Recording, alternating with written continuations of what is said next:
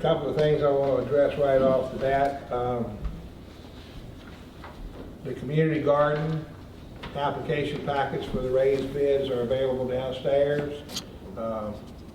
They plan to have those up and ready by the middle to the end of next month, which is plenty of time for the planting season. Once you submit your application and the fee that is associated with it, you will be guaranteed a bid for this season. And when you come down after the season opens, the bid will be ready to be planted. So anyone that's interested in having a garden space, we've had 2 of those applications picked up from Town Hall already as of today.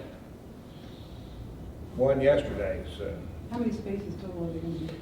that is an open-ended decision right now. The plan is to start out with 10 committed, and if we reach the point where those 10 are spoken for and obligated, we will build additional as needed to try to accommodate everyone that wants to have a space. Ultimately, I think the cap on it somewhere down the road is going to be about 20 bids total, just because of the space constraints that we have. But there's been a lot of interest in this, and a lot of work and a lot of effort put into it. So if anyone's interested, please don't hesitate to come down and fill out one of those applications.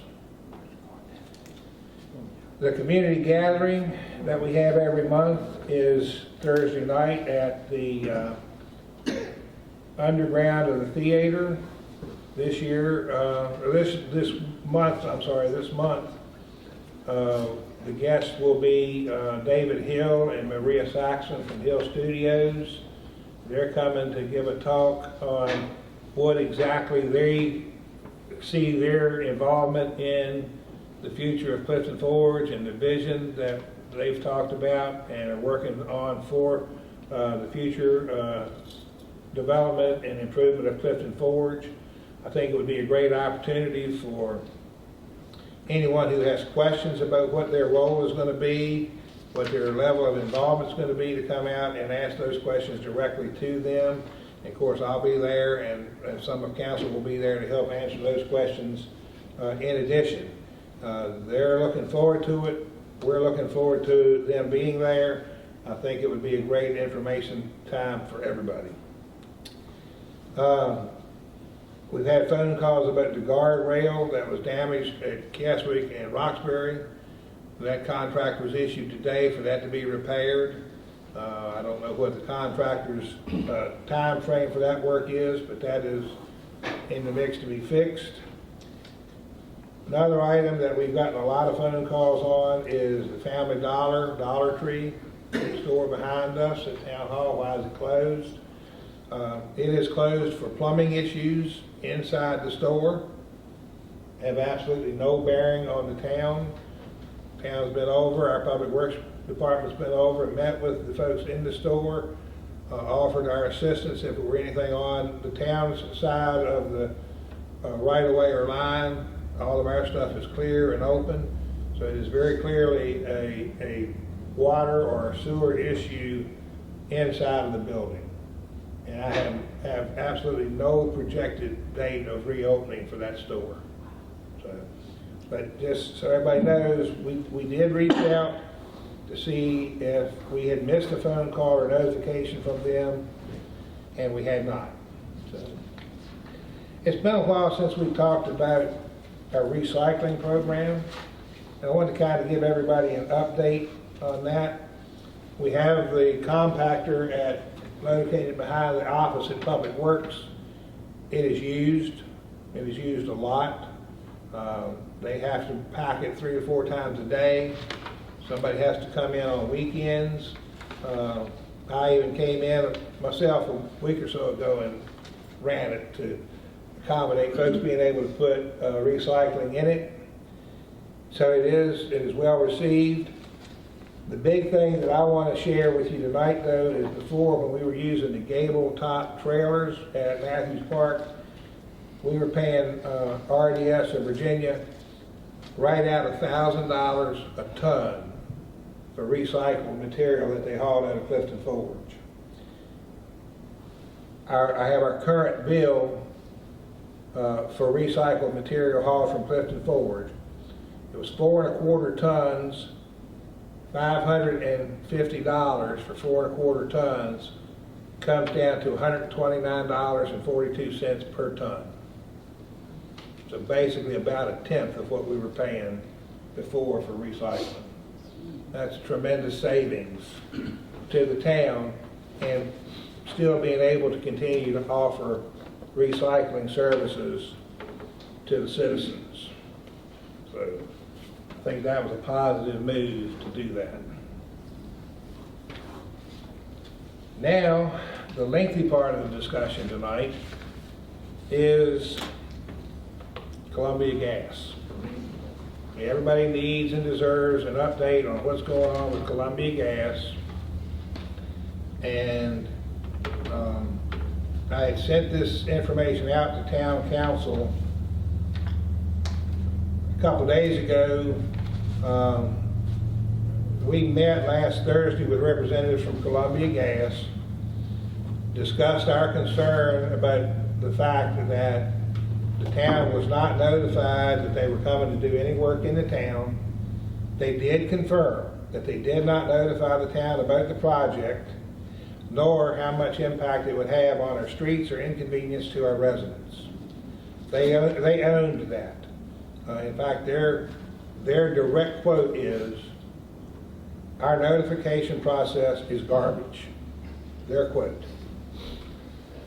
They did, however, state that they had mailed letters of notification to Columbia Gas customers of record.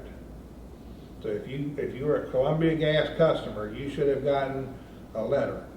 If you don't have gas at your house, you didn't get a letter. So they acknowledged the fact that they run into this pretty much in every locality that they go to. So what we've agreed to with them, and they agreed to with us, they're going to meet with us on a quarterly basis, regardless of whether they have any projects going on in town or not, to keep us informed on all upcoming projects. When they do have a proposed project coming up in town, they're going to walk the proposed project site with Chris or a representative of Public Works before any construction is started.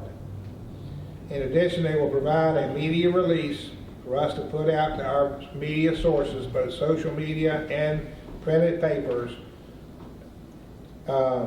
as well as the news media, notifying everyone about the projects that are coming up, a proposed starting date, and the potential streets of impact. It will also include all the areas of construction, and we intend to make sure that they keep their end of this bargain. They need to tell us when they're coming. An update on the Ingle Street project. They project that that project will continue on for the next 6 to 7 weeks before it's completed.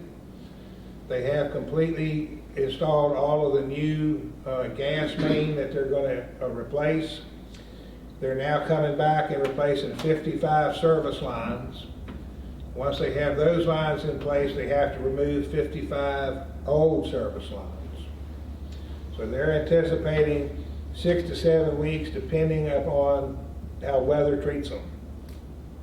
After they complete that portion of the job, their restoration team will move in. The restoration team is responsible for returning everything back to as close as its original condition before they started.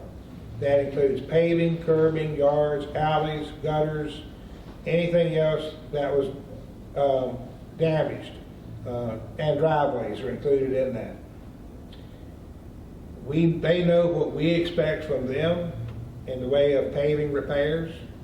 They have agreed to that. Instead of their normal 1 foot on each side of the cut, they have agreed on the major roads where they did major work that they are going to pave 1 paver width, and that's either a 10 or 12 foot section depending on the width of the paver. Mill it out, make a 2-inch ledge, and lay the new pavement in, so it should be a relatively level, flat surface in the patch and hold up much better.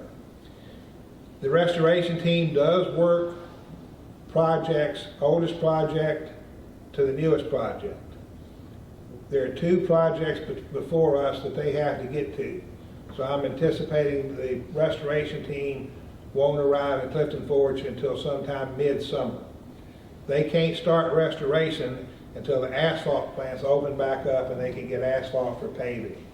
That's usually, if the weather holds good, it'll be as early as the middle of next month, but quite honestly, it probably won't be until around the 1st of May, when they know that they're going to have the continued warm weather to work with.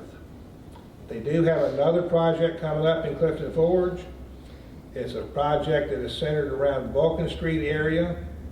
It is expected to begin in late fall or early winter of this year. We have scheduled our first informational meeting for that project for June the 8th of this year. We will meet with the same representatives from Columbia Gas. Vulcan Street was potentially on schedule to be repaved this fall in our paving budget. We will have to coordinate with the gas company before we allocate any paving, because we're not going to pave a street just to have it dug back up and patched. So we may have to work with them on that, and we'll keep everybody affected by that informed as to what we got going on with that.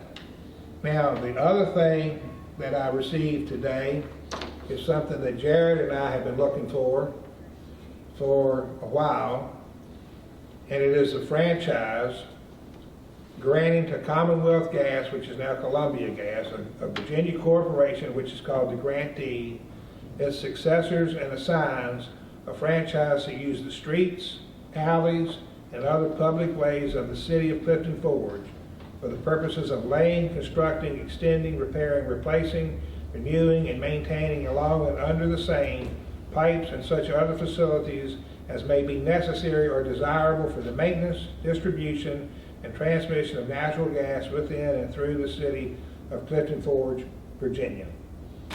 This is an ordinance granting them the franchise to use our streets and rights of way. It does in here state that they are obligated to repair and restore as nearly as possible to their original condition all streets, sidewalks, water mains, or sewers disturbed or damaged in the construction of the work. And we have the right to approve their repair or reject their repair. And after 15 days, if we notify them in writing that we're not happy with it, they either need to fix it or they pay us to have it fixed. And this ordinance and franchise was signed into effect. First reading was January 13th, 1992. Second reading was January 22nd, 1992. And it was attested to by Stephen A. Carter, acting clerk of council, in 1992. So they do have the franchise in place and on the books to use the streets and alleys for transmission of natural gas. Now it's up to us just to keep them in check and hold them obligated to their end of the commitment to make sure they fix them like they should be fixed. And then the last thing that I have tonight is an announcement of sorts.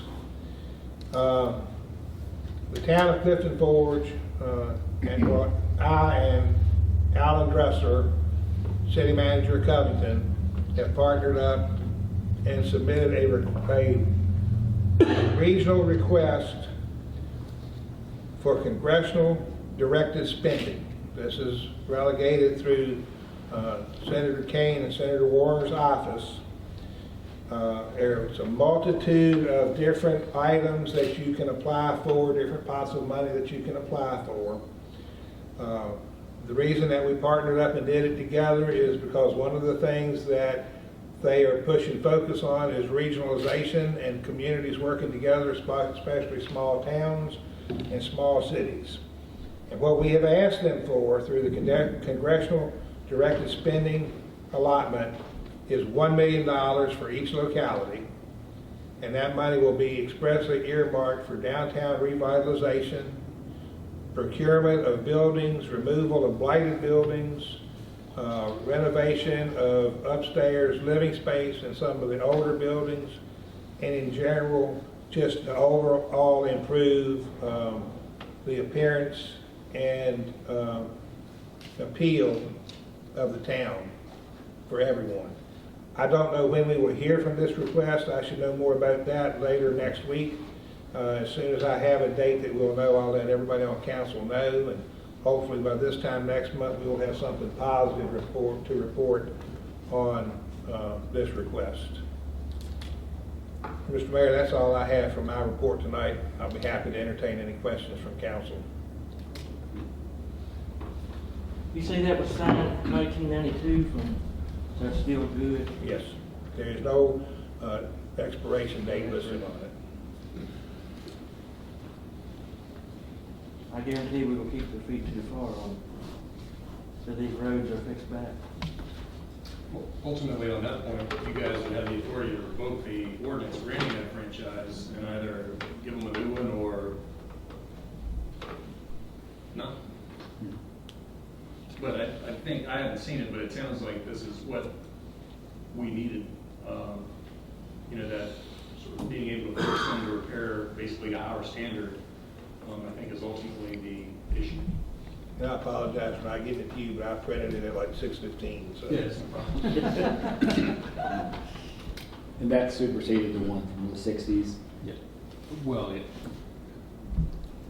It basically says the same thing, though.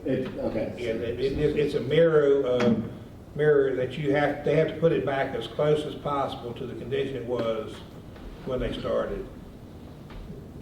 We've shared our problems with the representatives from the gas company. We've also shared how inconvenient it has been for our residents. And they know that we have a little bit higher expectation of this repair than they normally would commit to.